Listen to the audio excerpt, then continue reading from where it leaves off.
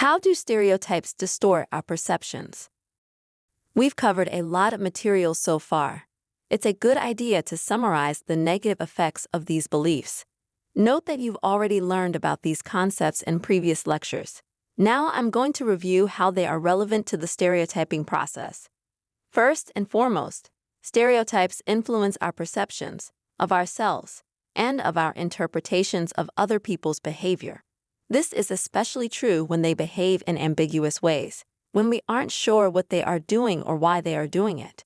In the absence of information, our brains fill in the blanks and interpret the behaviors as being consistent with the stereotypes, leading us to confirm our existing beliefs.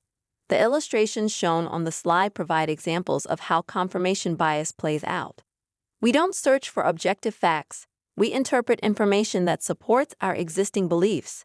We only remember details that uphold them, and we ignore information that challenges them. Attributional biases also play a role. When people behave in ways that are inconsistent with our stereotypes, we tend to attribute it to the situation or classify it as an exception to the stereotypical rule. Either way, we don't change our beliefs about the person or the social group, and in this way, we perpetuate the stereotype. People use stereotypes to make illusory correlations. They overestimate the relationship between a group and a trait. For example, college students tend to overestimate the number of other college students who drink heavily. This correlation is promoted in popular media, and so it's consistent with the stereotype that college students like to party. The self-fulfilling prophecy and negative stereotypes go hand in hand. The prophecy begins when the perceiver is exposed to the target.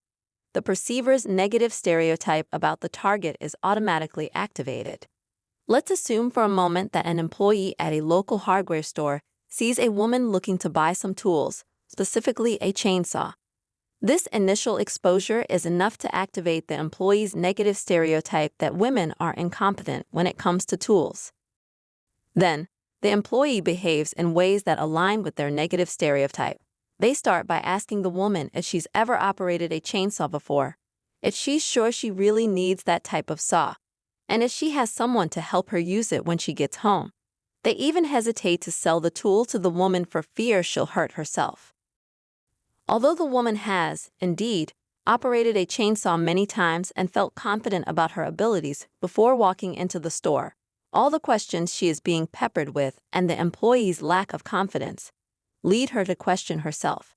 She fumbles to answer their questions and nearly drops the chainsaw as she lifts it off the shelf. She's so flustered that she can't figure out how to operate it once she gets home, even after Googling, and she reluctantly calls the store to ask for help. All of which confirm the employee's initial negative stereotype. Women and tools do not go together. The next time the employee sees a woman looking to buy a chainsaw, or any tool for that matter, that same negative stereotype will be automatically activated, and the cycle will continue. Take a moment to consider how much you've learned so far. You should be more familiar with a variety of concepts related to stereotypes, prejudice, and discrimination. In the last part of the lecture, you'll finally learn about some of the evidence-based strategies social psychologists use to minimize the impact of stereotyping.